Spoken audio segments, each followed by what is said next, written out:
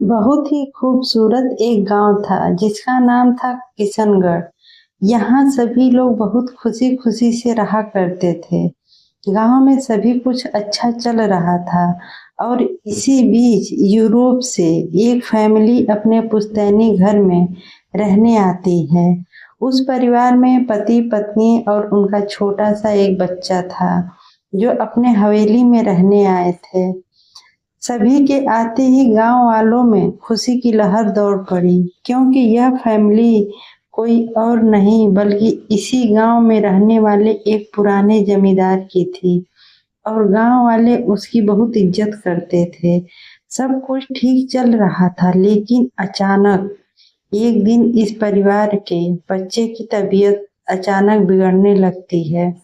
सभी को लगता है कि मौसम का परिवर्तन हुआ होगा, लेकिन बात तो कुछ और थी। धीरे धीरे लड़के का चेहरा नीला पड़ने लगा।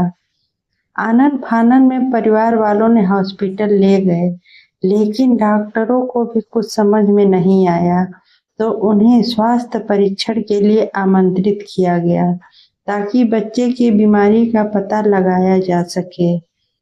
सारे परीक्षण होने के बाद भी कुछ हासिल नहीं हुआ। जैसे ही सारा परिवार गांव पहुंचा, तो गांव के कुछ बुजुर्गों ने बच्चों की हालत देखकर उन्हें ओझा के पास जाने को कहा।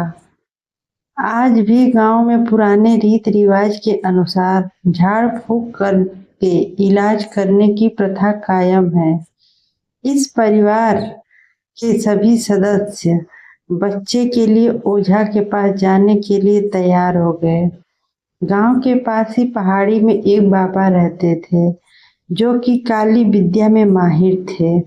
जैसे ही उनके आश्रम की सीढ़ियों पर वह बच्चा अपने परिवार के साथ पहुंचा, तो ओझा जोर जोर से चिल्लाने लगे, तू क्यों आई है? इतने वर्षों के बाद भी तेरा बदला शांत नहीं हुआ।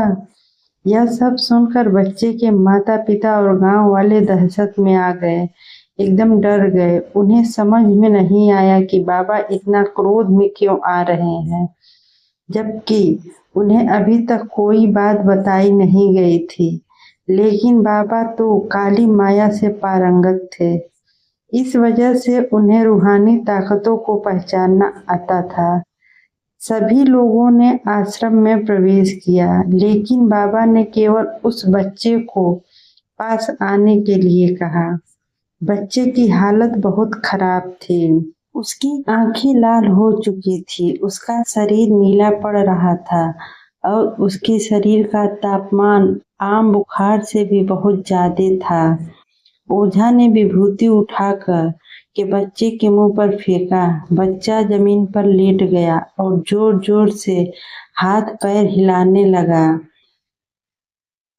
किसी को कुछ समझ में नहीं आ रहा था कि बाबा विभूति से क्या चमत्कार किए हैं कि बच्चा अपने आप जमीन पर लेटकर ऐसी हरकत करने लगा।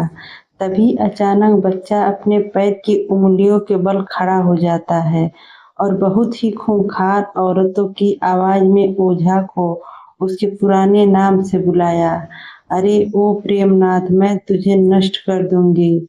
लड़के का ऐसा स्वर सुनकर उसके माँ बाप घबरा गए। लड़के के इस अवस्था में देखकर उन्हें कुछ समझ में नहीं आ रहा था कि ऐसा क्यों हो रहा है।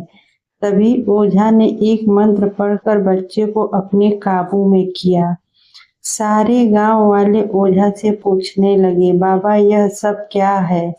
यह बच्चा ऐसा क्यों कर रहा है? तभी ओझा ने बताया कि इसके अंदर एक काली माया आ चुकी है, जो कि 50 साल पहले चोरी के आरोप में जिंदा जल गई थी।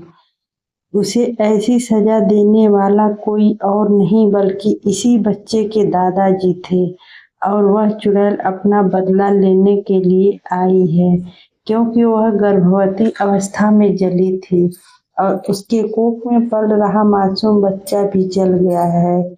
इसी वजह से वह उस वंश को नाश कर देना चाहती है, दर्दनाक मौत देना चाहती है ताकि उसका बदला पूरा हो सके। ये सारी कहानी जानने के बाद उसके परिवार वाले ओझा के सामने गिड़गिड़ाने लगे और अपने बच्चे के जान की सलामती की भीख मांगने लगे। तभी ओझा ने अपने घोर तपस्वी शक्ति से मंत्रों के उच्चारण के साथ उस चुड़ैल को मासूम बच्चे से बाहर निकाल दिया और कुछ ही क्षणों में बच्चा सामान्य हालत में आने लगा।